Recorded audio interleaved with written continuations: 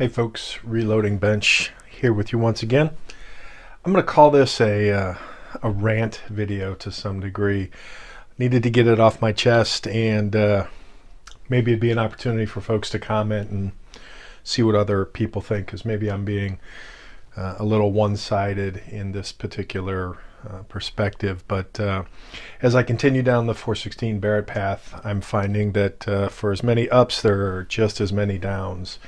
The lock rings, the brass, other things that have been surprises, the dies that came damaged. So for everything I'm succeeding on, there's also another side of failure to it, or maybe not quite failure, but not quite success either. So for the last couple months, I've been working with a company on the lower. And originally when I envisioned this project, one of the products I was looking at was the lower, because it's very similar to building an AR in terms of the 416 upper looking like an AR pattern in terms of the bolt-on, the takedown pins.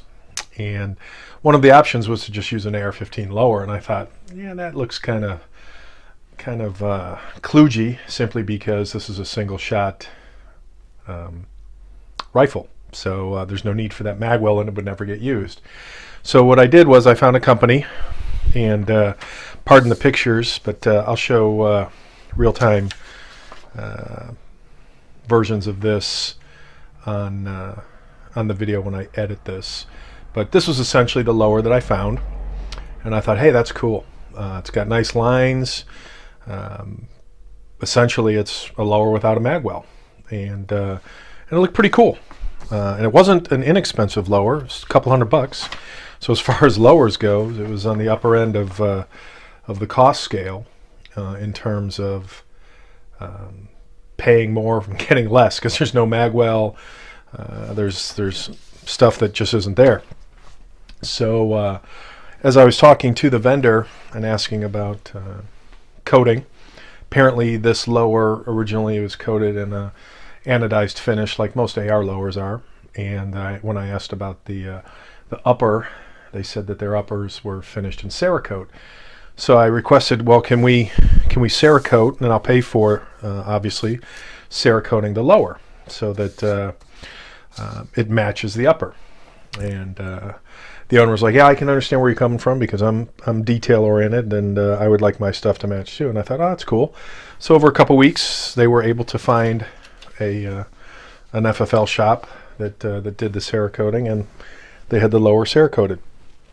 So that was delivered this week, and here's a picture of what that actually looks like. So there's my new Cerakoted lower single shot piece of billeted aluminum, and here's a top view. So while I was DROSing it, I was asking myself, why would I order a single shot lower that has a bolt catch on it? It's going to be a dedicated single shot lower for a bolt action rifle. There's never going to be an AR attached to this. So I scratched my head wondering, gosh, did I order the wrong thing? Again, the cutouts. So lo and behold, when I went back and checked on the web site, and as of this minute, right now, this is what's on the website. This is the product that they are selling. No mention of any design changes or any difference, but this is the product, the only single shot lower that they sell. So there was no mistake, and is no mistake to be made in terms of ordering the wrong lower, one with a bolt catch versus one not. So notice the difference. Not a huge difference, but that's what I ordered, that's what I paid for. So the lower was $200. The Cerakoting was an extra $50. Shipping was $20. Another $50 on my FFL for their transfer fee. $25 for DROS. Another $20 for tax. Tax on the $200, not the $250 for the finishing. So this has cost me $350 for a product that I actually didn't order. And when I brought it up to the manufacturer's attention, they said, yes, this is our, that is a picture on our website. In fact, there's actually 5 pictures on their website of this particular lower, and no pictures of this lower. And there's no disclaimer on the website saying, you know, what you're ordering is potentially not what you're going to get, or the image may not actually represent the shipping product, or whatever. Point being, they didn't tell me. And when I brought it to their attention, they acknowledged, yeah, this is our old lower. This is our old lower. We don't make this one anymore. Okay, so why is a picture of this not up on the website? Because if this is on the website, I would have opted for Stubborn Mule's version of this particular single shot lower, which they actually do call out the absence of a bolt catch, no bolt release. So a little bit bummed.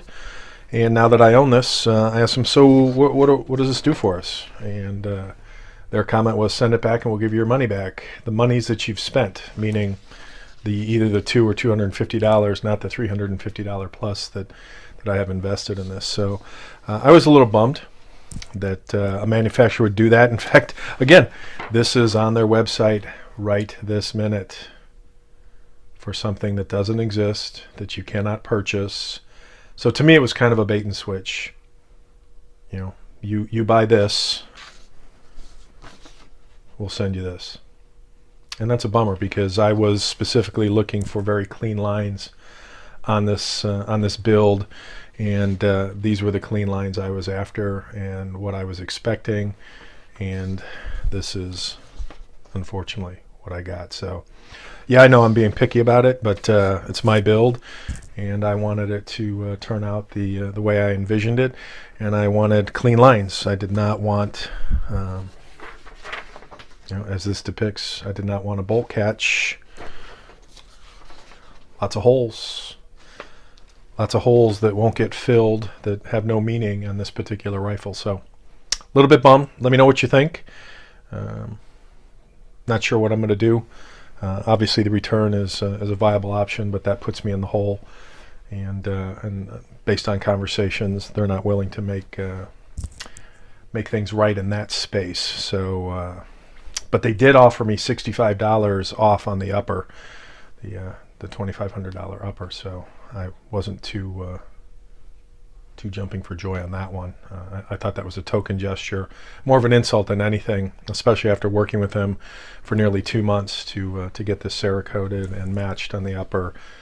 To find this out at this late a stage, that's a bummer.